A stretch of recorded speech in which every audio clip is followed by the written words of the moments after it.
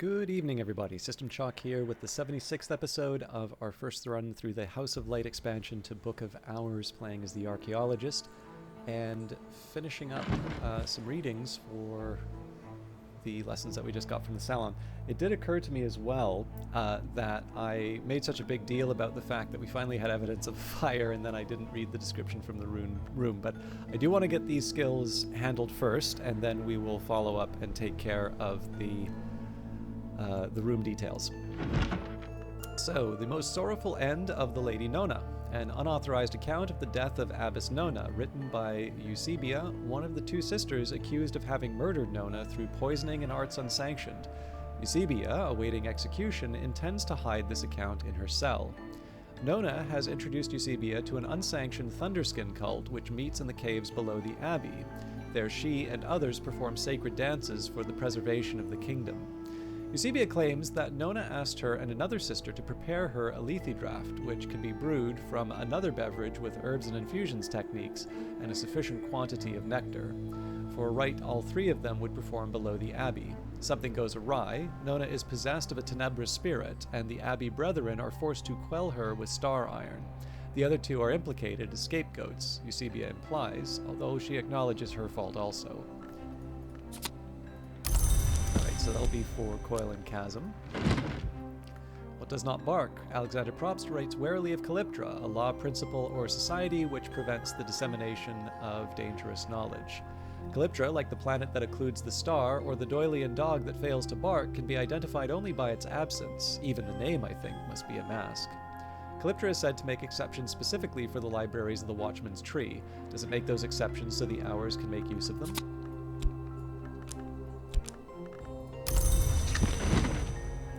Exorcism for Girls. Simple but forceful techniques for rousting unbefitting spirits written in straightforward and colorful language. Blake seems uncertain at points whether the techniques are intended for use by or on girls. She clearly regards children as a nuisance.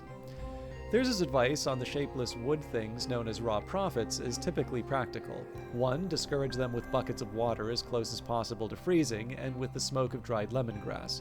2. Under no circumstances kiss them or receive kisses from them. 3. An effective formula is provided for laundering clothes stained with prophet slime. And finally, the other eye of the serpent, in which the Hesiarch Signifer attempts to resolve certain mysteries of lightning. Signifer considers lightning to be the division, the connection, the joined serpent. The serpent's eye is said to be the sun, but as the division and connection, it must have a second eye. Signifer considers and rejects 3 times the hypothesis that the moon is the serpent's other eye, insisting that it and the sun do not share a nature. This, as much as the serpent business, is what got him burnt by the church. He proposes that the serpent's teeth are towers, that the serpent's mouth is a gate, and that the serpent is the devourer of yeas, and therefore the other eye of the serpent is amber. I'm noticing, by the way, it seems like the volume for my microphone has gone down a little bit, so I will try and deal with that in a future episode. Just a warning if things move up. Right, that was for Bells and Braziers. I'll try and speak up. I just don't want the game to overwhelm the voice. Okay. So I think I can afford to give up the health for the... there's 2 reasons for Coil and Chasm. 1, it's harder for me to level up Bells and Braziers. The second reason, though, is that it's not as big of a deal for me to lose the health. So here we go. Bells and Braziers... So satisfying to have come so far.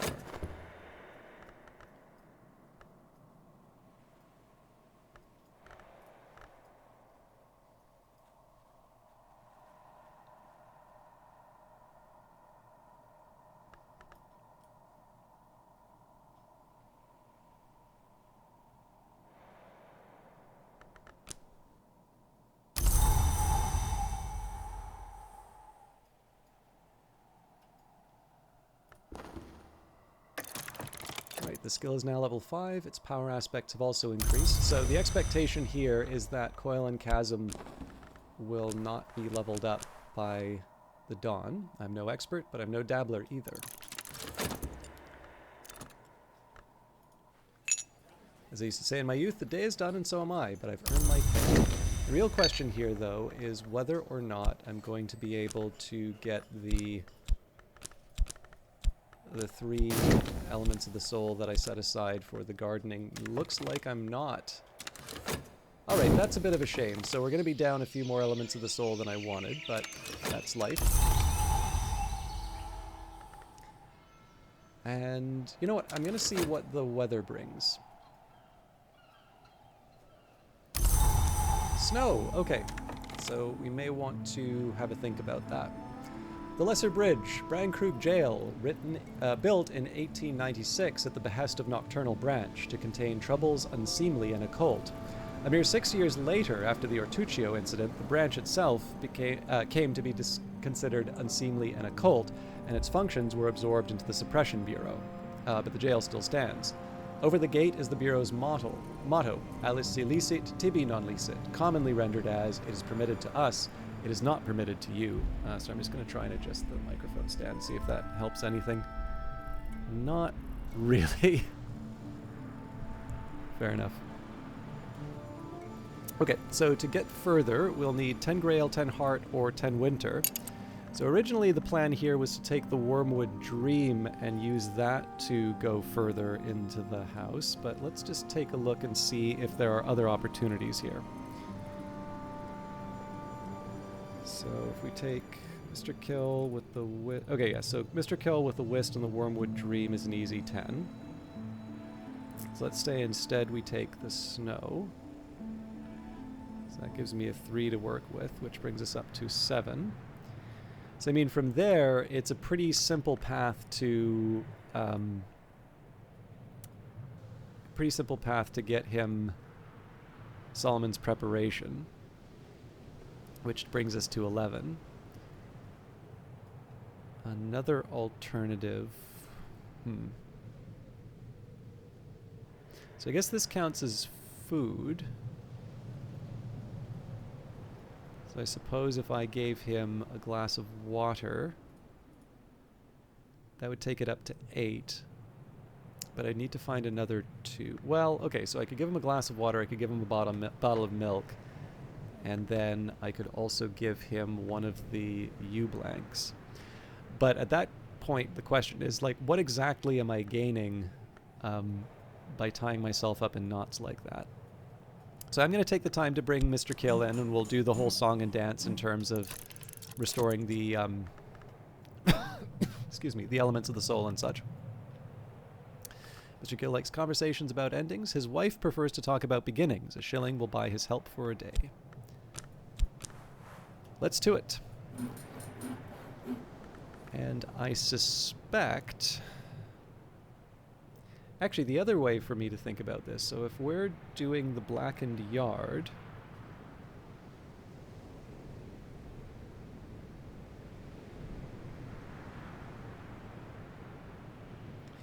So the other alternative is I just give him the Solomon's Preparation.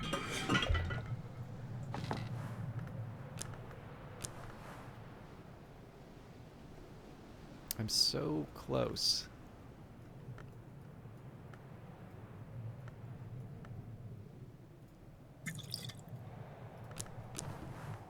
It's a little weird, but muddle and mix a wintry preparation.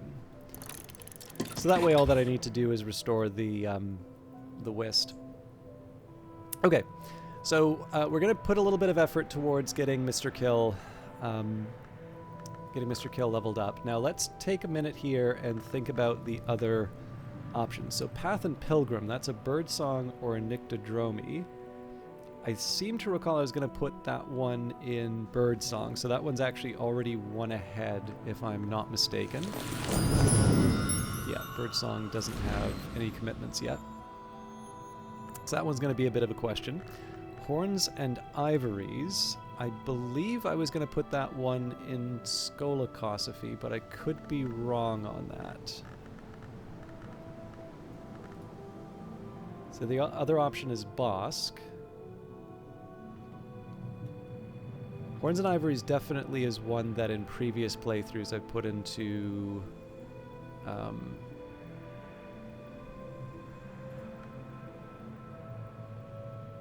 yeah, I don't know. I think one way or the other, Bosk is... Actually, I don't think I've committed anything to Bosk yet. Odd. Okay. I think I'm going to make an executive decision on that one and say that we are going to level up Horns and Ivories no matter what. Orchids and narcotics. That's an interesting question. So, orchids and narcotics...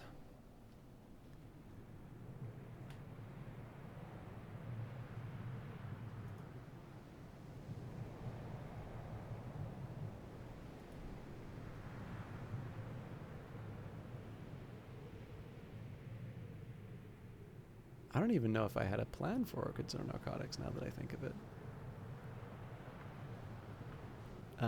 So if it's a Bosk or a... Actually, I think that was going to be a Bosk one. Because I have a pretty good account of my Scolicons. Okay, actually, here's what I'll do. There's a much, much easier way for me to think about this.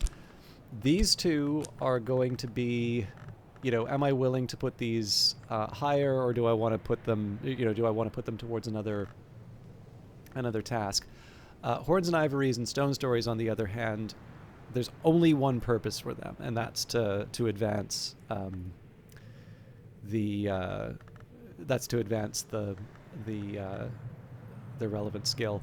So Horns and Ivories should be pretty straightforward. That's just a matter of knock. So we can get that with... So we'll employ one Arab. And with that we can read another book with pattern. And I figure we can also read a salt book with that. Fost will do.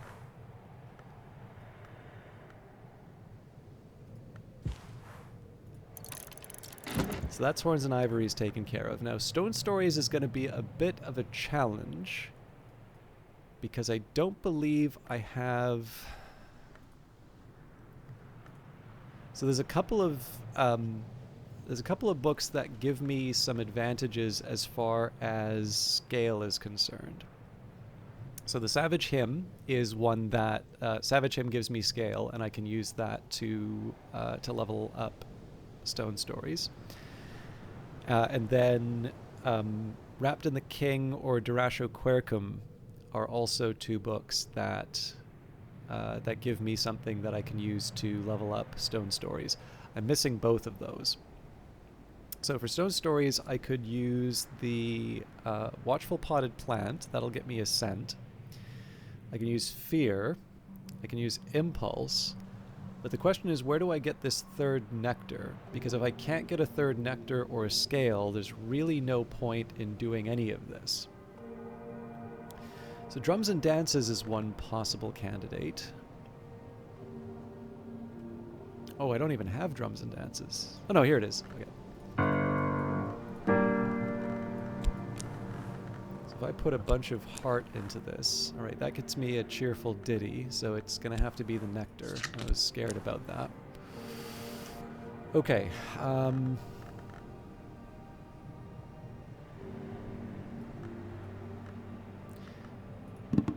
First thing I'm going to do is...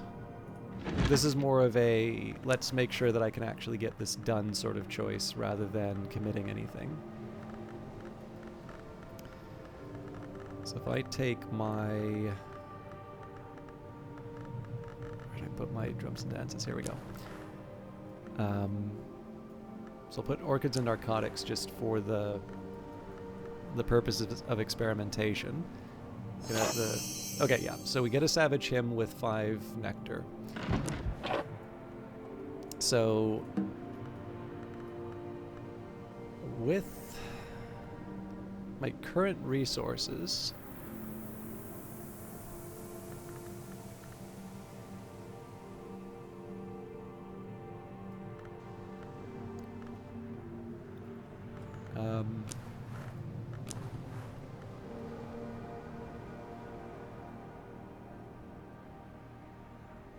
I need to give up 2 elements of the soul in order to get what I need for this. I mean, it's still worth it. The thing is, if it gets me the skill that I need, it's worth it. But so the idea here is that I would need an impulse for the memory, and then I would need something else for the inspiration, which would either be... Or actually, no, hang on. I don't, because I can do the same trick I did before. Okay, so I just need the impulse. Let's... So I want to try and preserve the tryst if I can for... Actually, you know what? Let's just use that straight away for making Catwink.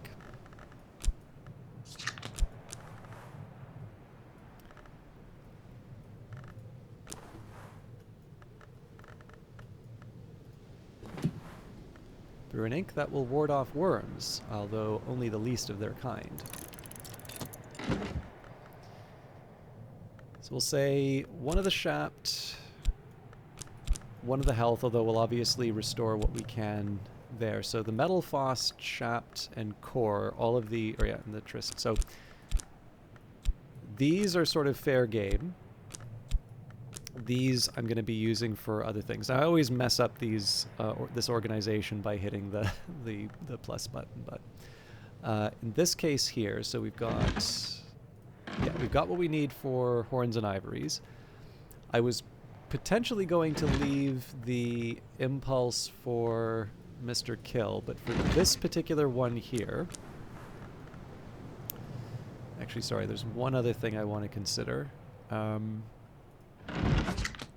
if I take the Windlick workbench,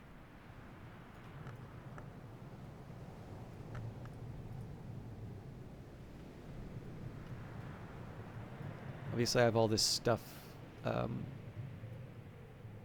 in the house. Okay, so if I take the drums and dances, can I add the driftwood? Okay.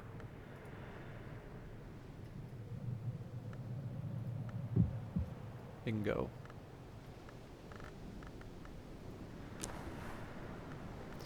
So we can afford to restore that, so now I've got my Savage Hymn.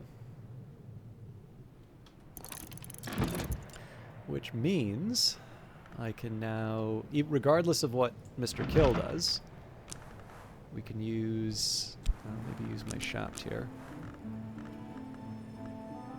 I can get the impulse and the fear, and then we'll get the scent in a little bit. Okay, that worked out. I've carried a memory like a flambeau safe through the mazes of night.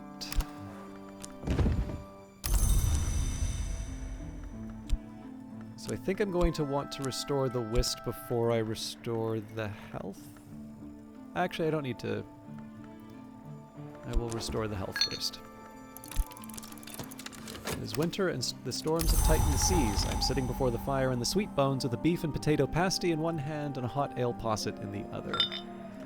Okay, the yew-blank. A wood sacred to the Malachite, who is also called the ring yew, but also the tree that the dead pass in the dark.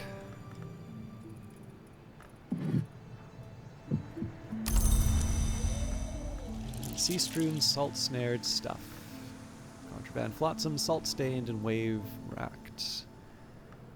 I'd like to work on this reasonably soon, but our consider verb's going to be occupied for a while.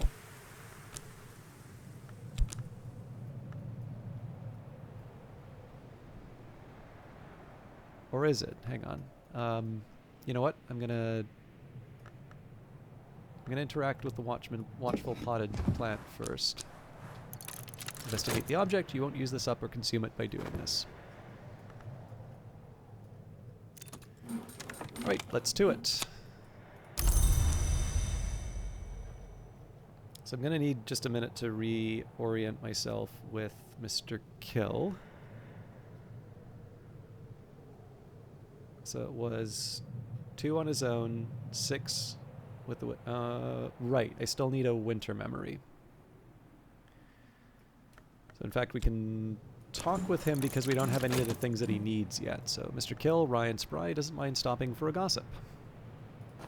Of course, if he gets me something like the Impulse, that'll be a bit of a shame, but it's not a major concern.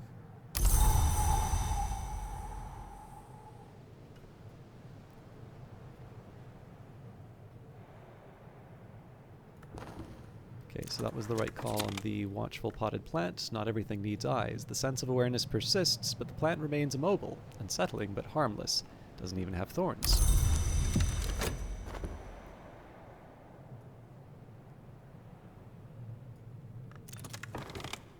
Dead men don't tell no bloody tales. Who'd listen? So where I can, I'll restore the whist. We are going to need that as part of our work.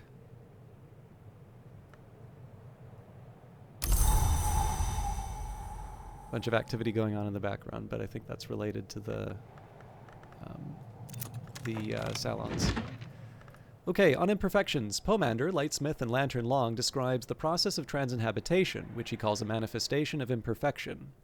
Lantern Long lack bodies, and so cannot normally leave the mansis, but they can steady glint in the physical world by establishing a road of glass. Pomander notes with disgust that the order of Long called the Obliviates refer to it as scrying, which he considers a debased term.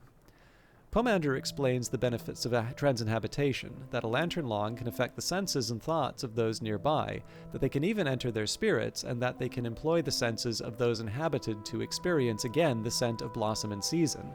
These seem to be what interests him the most. He insists that a Lantern Long should only ever inhabit a mirror of silver, not silvered glass, but he declines to explain why. To a Pale Lady and a Prince of Wines, an anonymous biography of Ava DeWolf, last of the DeWolfs, focused rather salaciously on her personal troubles and intrigues. Ava DeWolf is engaged to one Abraham Wheellock, but he leaves her at the altar. Furious and humiliated, she returns to Brankrug and is not seen in London again. 3 days after her departure, Abraham Wheellock's body is washed up near Gravesend. His face is so badly pecked by birds that he is only identified by his belongings. These include a wax pouch containing a letter addressed to Wheellock, whose contents seem to show that he is a spy in the pay of the Austrians. Subsequent investigation suggests the letter is a forgery, but the matter remains obscure. Lord Franklin Bancroft, sometimes called the Prince of Wines, begins a series of visits to Brankrug House. His relationship with Ava becomes a source of scandal. Ava is by now 49, but rumors persist for years of a DeWolf Bancroft heir. Ava's biographer claims that before her drowning death, her child by Bancroft was adopted by her friends the Southies, that the child became the sister of the later poet laureate Robert Southey. No real evidence is provided in support of this claim. The Beekeeper's Ends, dialogues with bees and uses for honey as erratically recorded by Ricardo Milagro, gardener of Hush House in Musgrave's time. Milagro spends an entire chapter on his hatred of wasps, which he describes as the vile pretenders. Milagro claims that bees retain many traditions passed down from earlier and greater branches of their species, but that they are fiercely jealous of those traditions being passed to lesser insects, and insist above all on an oath of secrecy. Tragically, therefore, he is unable to describe these more substantial and powerful traditions. Key of Night, the deliberations leading to a manifesto of the Worms of a Scale as recorded around 1900 in the Bar Vienna in the cellar of the Hotel Ciervo at noon. The Worms, all of whom use grandiose nom de guerre like Citizen Knife and the Midnight Pilgrim, agree that all previous iterations of their movement have been feckless and treacherous, and agree that the return of the pre-human hours, the gods from stone, is the true way to end the tyranny of eternity. The Worms identify the wheel, the tide, the flint, Sulochana, the spider door, the excellency Nathobasis, and Wickle indistinguishable as the 7 necessary pentiments that must be returned to every history through the propaganda of the deed. This is an eccentric list and clearly a compromise. The process of thrashing it out clearly exhausts all the participants who don't specify the necessary deed beyond a vague reference to the loopholes. Alright, there's our first cat wink. This is kind of just banking the element of the soul for the future. Savage Hymn, Harsh on the Tongue, music that urges valor and violence. Excuse me. So I don't think we have our health yet.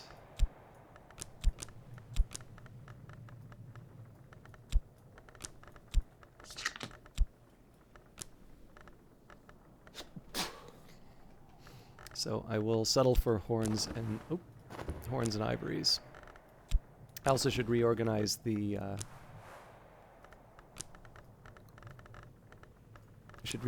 skill list before too long.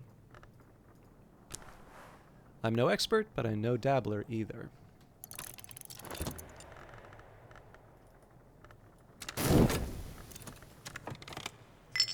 Better now. All right, so we'll use that for the next level up.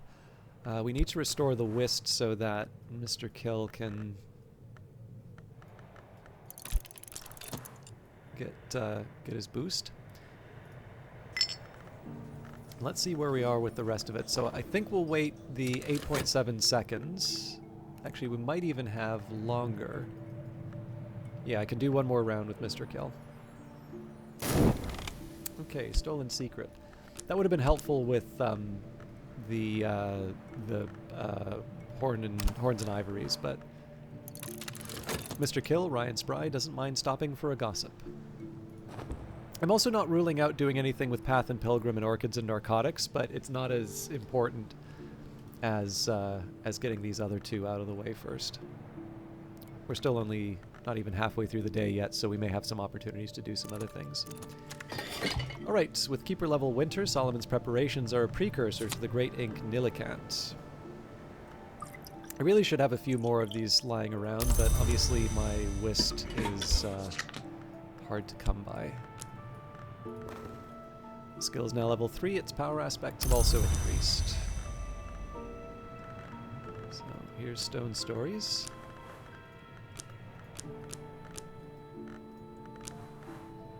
So satisfying to have come so far. Also, I think, excuse me, I was going to put my tryst towards more Catwink. I may also want to have a bit of a think in terms of who the future guests are going to be, because if the old guest list isn't serving my needs anymore, I may want to reflect on what I do next. Okay, the intuition will be helpful for Path and Pilgrim.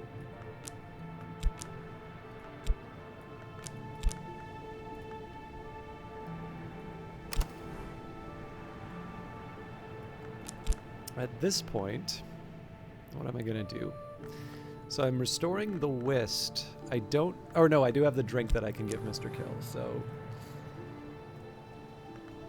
And we'll start with the Solomon's preparation. A nice drop. I can offer my assistants something to drink. This will increase their aspects. They'll also be glad of the refreshment. So that's going to take 30 seconds. We still probably have longer for... Oh, no, we're good. Okay, so what I'll do now, it'll take me a minute.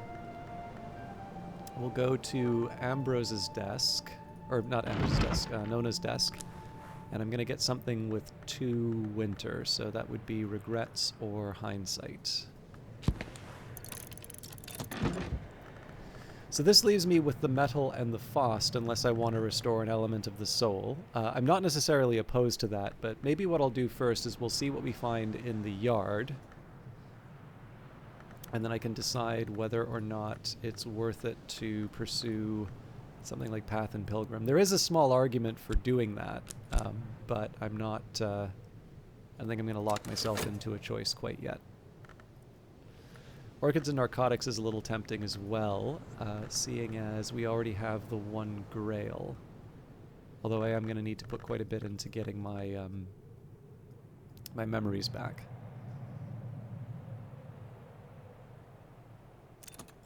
Actually, not as much as I think. Skill is now level 5, its power aspects have also increased. So I actually have a way of thinking about this. What I think I will do, because I notice we're at the end of the time, I'm going to bank this for tomorrow. But there is one thing I'm sort of reflecting on here, which is that the main catalyst for me leveling up various skills. So usually what it's been is I've taken a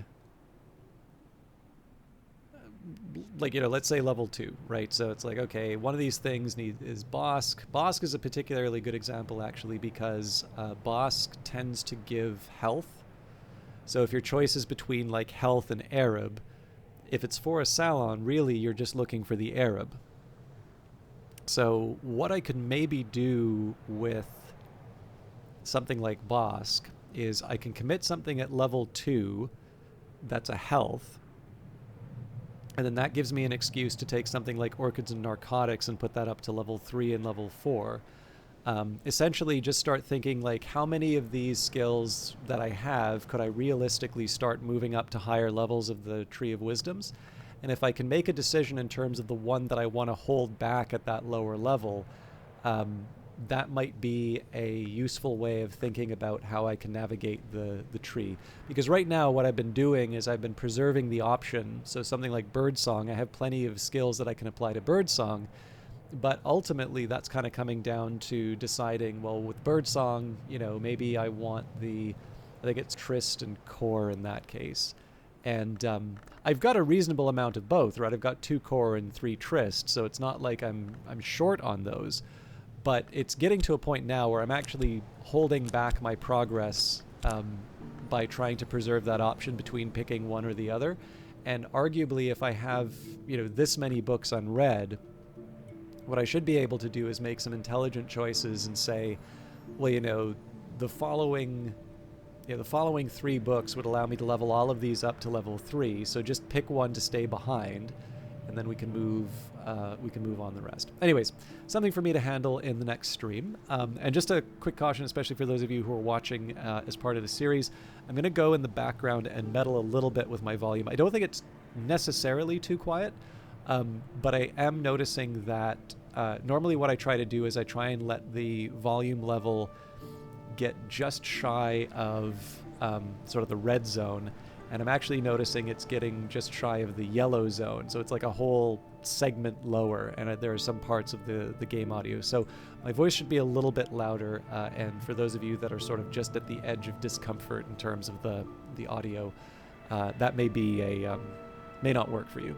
So just a caution on that before the autoplay hits you. And of course, if the audio is too loud, too quiet, please don't hesitate to put those in comments. Obviously, this is one fairly early in the week, but I will adjust them as soon as I know. Anyways, thank you for watching, and we'll see you in the next one. Take care.